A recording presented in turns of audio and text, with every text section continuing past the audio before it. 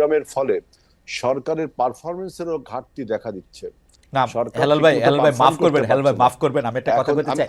হেলাল ভাই মাফ করবেন, আমি শুধু একটা কথা বলতে চাই, যেহেতু আপনি আমার কথা বলেছেন যে ষড়যন্ত্র দেখতে পাচ্ছে, আমি ষড়যন্ত্র দেখতে পাচ্ছি না, কিন্তু আসলে ষড়যন্ত্র করলে বিএনপি করতেছে এরকম মনে হচ্ছে, সেটা পরে কথা বলবো। না না, আচ্ছা ওই আপনি দেখেন আমাদের, আপনি প্রথমে ডেটটার কথা বলি যে ডক্টর ইউনূস একটা ধোঁয়াশা সৃষ্টি করলেন ডেট নিয়ে, যে আপনার দুইটা ডেট দিলেন উনি, ক্লিয়ার করলেন না, এবং কিভাবে নির্বাচনটা হবে তার একটা পরিষ্কার ধারণাও দিলেন না।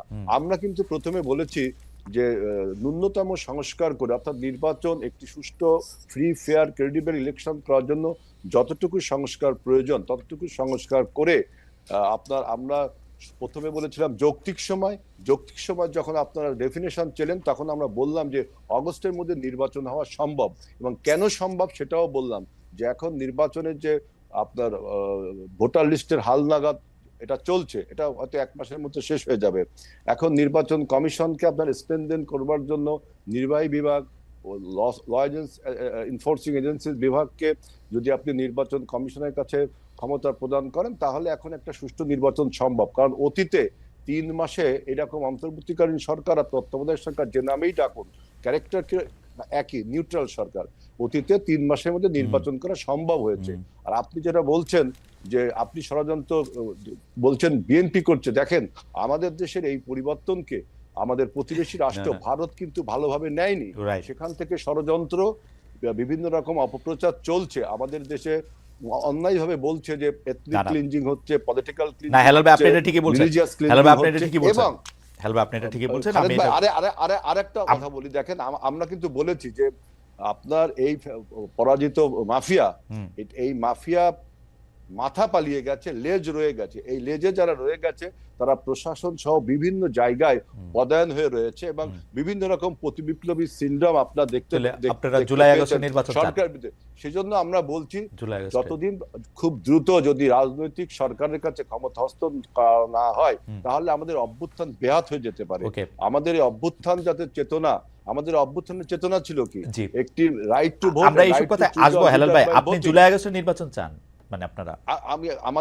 আমরা প্রথমে যৌক্তিক সময় বলেছিলাম, এখন বলছি জুলাই আগস্টের মধ্যে করতে হবে। এবং ডক্টর ইউনূস সরকারকে বলেছি, আপনি যে 2টা ডেট দিলেন, এই 2টা ডেটে আপনি কিভাবে নির্বাচন করবেন, কি কি সংস্কার করবেন, ডক্টর ইউনূসের দায়িত্ব না, ডক্টর ইউনূসের দায়িত্ব না, এটা নির্বাচন কমিশন বলবে। উনি এটা টাইম ফ্রেম দিয়েছে, আমার এটা বক্তব্য। নির্বাচন কমিশন দেখেন বলেন যে সরকার যখন বলবে তখন তারা নির্বাচন, হ্যাঁ সরকার বলে দিয়েছে তো, সরকার বলে দিয়েছে তো টাইমটা। এইবার নির্বাচন কমিশন 3 মাস 4 মাস 5 মাস 6 মাস আগে ঠিকই বলবে, আপনারা একটু ধৈর্য ধরেন। নির্বাচন না, এখানে আমরা কিন্তু অধৈর্য ধরছি, আমরা দেশের আপনি এখন অগস্ট মাসে নির্বাচন চান, আমরা একটু মুভ ফরওয়ার্ড করতে না, অগস্টে নির্বাচন চান, অগস্ট মাসে নির্বাচন। এটা বন্যা বর্ষা সবগুলোর মধ্যে, বন্যা বর্ষার মধ্যে কি মানুষ রাজনীতি মিছিল মিটিং করে না? এটা তো সে আপনি 4 মাস পরে হলে হবে না হালাল ভাই, 4 মাস পরে হলে হবে না, 4 মাস পরে হলে হবে না, এটা ডিসেম্বরে হলে হবে না, ভালো হবে না নির্বাচন। হ্যাঁ, কারণ যদি 4 মাস পরে না হয়, ডিসেম্বর দিকে হয়, তখন এত, আমি বললাম যে এই সরকারের পারফরমেন্সের যে ঘাটতি আছে, তিনি যে এই সরকার চালাতে পারছেন না, রুটিন ওয়ার্কটাও করতে পারছেন না, কত রকম এই সরকার একটা অন্তর্বর্তীকালীন সরকার, মনে হচ্ছে না এই সরকারের কাছে যত দাবি দেওয়া মানুষের, এতদিন যারা 17 বছর বঞ্চিত ছিল, রিয়েলি তারা বঞ্চিত ছিল, তারা দাবি দেওয়া পেশ করতে শুরু করেছে, এবং সরকারের একটা অদক্ষতার কারণে কিন্তু এই দাবি দেওয়াগুলো শুরু হয়েছে। আপনি দেখেন 8ই আগস্টে যখন সরকার গঠন হলো, তার পরের দিনই সরকার ছাত্রদেরকে অটো পাস করার পারমিশন দিলেন, ছাত্রদের একটা আন্দোলনের ফলে। এই যে সরকারের অদক্ষ একটা আপনার সিদ্ধান্তের ফলে সমস্ত বঞ্চিত শক্তিগুলো এখন সরকারের উপরে, আপনি বলছেন যে সরকার অদক্ষ শক্তির জন্য। আচ্ছা, আমি সরকারের শক্তি এবং অনভিজ্ঞতা, অদক্ষ এবং অনভিজ্ঞতা, ঠিক আছে, আমি এগুলিতে আসবো পরে। আমার একটু কুইক, আপনার কাছে কি মনে হয় যে আমরা জুলাই আগস্টের যে আন্দোলনের সময় দেখেছি, সেই আন্দোলনের সময়তে শেখ হাসিনা সরকারের উৎখাতের জন্য সবাই একসাথে কাজ করেছে, সবাই নানা জায়গায় মানে যে যার জায়গা থেকে সাহায্য করেছে, কিন্তু এই সরকারের সমন্বয়করা বিশেষ করে যে শুধু জামায়াত শিবিরের কথা বলে, এটা কারণ কি? আপনাদের কথা কেন বলে না? হেলাল ভাই আপনি যদি একটু ছোট করে বলেন, কোথায় গিয়ে সেটা আটকাইলো? আমাকে যদি বলতে হয়, দেখেন বাংলাদেশে আপনার আন্দোলন বা কোনো কৃতিত্বকে হাইজ্যাক করার একটা সিনড্রোম আমরা 71 সালেও দেখেছি, যেভাবে আওয়ামী লীগ আপনার 71 সালের চেতনাকে হাইজ্যাক করে নিজেদের বলে চালিয়ে দিতে চেয়েছিল। এবারও আমি এরকম একটা 24-এর গণ অভ্যুত্থানে এরকম সিনড্রোম আমরা দেখতে পাচ্ছি। কিরকম দেখেন, এটা জুলাই গণ অভ্যুত্থান, কিন্তু এই জুলাই গণ অভ্যুত্থানের পিছনে যে দীর্ঘ 17 বছরের মানুষের সংগ্রাম, রক্ত ক্ষয়, লড়াই সংগ্রামের যে ইতিহাস রয়েছে, সেই ইতিহাসটিকে ভুলে গিয়ে একটি বাইনারি কনফিউশন তৈরি করেছে যে 17 বছর না বাংলাদেশ কাঁপানো 34 দিন, এটা একটা বলেছে। আর একটা বলছে যে কে মাস্টার মাইন্ড, তারপরে বলছে যে ছাত্ররা আমাকে নিয়োগ করেছে। এই সমস্ত বাইনারি না, আমি সেটা মানলাম, কিন্তু ধরেন যে কোনো পলিটিক্যাল পার্টির মধ্যে বিএনপির কথা না বলে যে জামায়াতের কথা বলার কারণ কি? এটার কারণ কি একটা হইতে পারে যে বিএনপি কি শেষ মুহূর্তে এসেও 23-24 তারিখেও আসলে ভাবতেছিল যে আওয়ামী লীগ সরকারই রয়ে যাবে, তো সেই জন্য সে আর নতুন নিপীড়ন নির্যাতনের মধ্যে যেতে চায় না? না, এটা তো ঠিক না। আমাদের যে বৈষম্য বিরোধী যে ছাত্র জোট তৈরি হয়েছিল, সেই বৈষম্য বিরোধী ছাত্রদের মোস্ট অফ দি স্টুডেন্ট হলো পার্টিসিপেশন হলো জাতীয়তাবাদী ছাত্র দলের। কারণ তখন বৈষম্য বিরোধী ব্যানারটা ব্যবহার করা হয়েছিল পলিটিক্যাল কৌশলের কারণে, এবং সমস্ত রাজনৈতিক দলের ছাত্র সংগঠনগুলো, এই ইসলামিক ছাত্র শিবির বলেন, বামপন্থী ছাত্র সংগঠনগুলো বলেন, অন্যান্য ছাত্র সংগঠনগুলো সবাই কিন্তু এর মধ্যে ছিল। কিন্তু যখন অভ্যুত্থানটা হয়ে গেল, তারপরে যখন ক্রেডিট ক্লেমের সিনড্রোম তৈরি হলো, তখন কিন্তু আমাদের বিভক্তিটা তৈরি হলো। এবং আরেকটি দেখেন, আরেকটি কথা না বলে পারছি না, কেন আপনারা তো তাদের সাহায্যই করলেন, এটা তৈরি হলো। আমরা ক্ষেত্র তৈরি করলাম, জমিন তৈরি করলাম। এবং আপনি কি মনে করেন যে দেখেন, যদি এই মাফিয়া যদি কোটা আন্দোলনটা মেনে নিত, যদি ছাত্রদেরকে চাকরি দিত, তাহলে কি আপনি মনে করতেন যে হাসিনার পতন হতো না?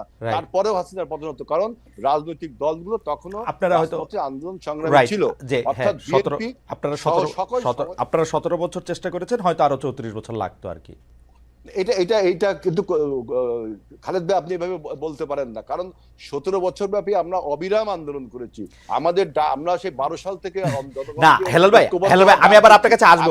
হেলাল ভাই, আপনার কাছে আসবো। আমরা কি এটা উল্টা সাইড থেকে দেখতে পারি যে বিএনপি হঠাৎ করে ওদেরকে বলতে থাকলো যে তোমরা খালি গোলটা দিছো, বাকি সবকিছু আমরা তৈরি করছি, তোমাদের এটা কি বিএনপি বলা আগে শুরু করছে না? এটা ন্যারেটিভ, এটা একটা ন্যারেটিভকে বানিয়েছে। কিন্তু আমাদের বক্তব্য হলো যে আমরা 12 সাল থেকে এই সরকার যখন ফ্যাসিবাদে পরিণত হলো, 18 সালে যখন মাফিয়ায় পরিণত হলো, আমরা 12 সালে জনগণকে ঐক্যবদ্ধ হওয়ার জন্য ডেকেছি, কেউ আসছে কেউ আসেনি। 18 সালেও ডেকেছি, কেউ আসছে কেউ আসেনি। 24 সালে যখন সবাই আসলো, তখন আমরা ফাইনালি হাসিনাকে বিদায় করতে সক্ষম হলাম। এখন হেলাল ভাই, এই ব্যাপারটা পরিষ্কার। আমি একটু এই প্রশ্ন নিয়ে আমি একটু মাসুদ ভাইয়ের কাছে যেতে চাই।